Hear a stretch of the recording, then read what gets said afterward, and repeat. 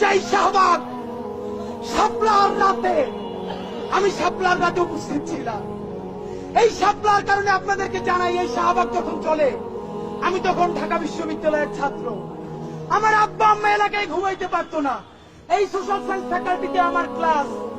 এইখান থেকে ঢোকার সময় চারুকলার সামনে বড় বড় দাঁত, রক্ত, মানুষকে খাচ্ছে যেই ছবিগুলা আমি তাকাই দেখি, সেই ছবি আমার বাপের মতো ছবি।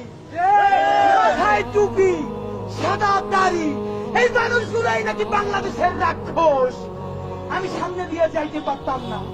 এইখান থেকে মাথায় টুপি দিয়ে যাইতে ভয় লাগতো, কখন আমাকে শিবির বলে আমার জানটা শেষ কইরা দেয়।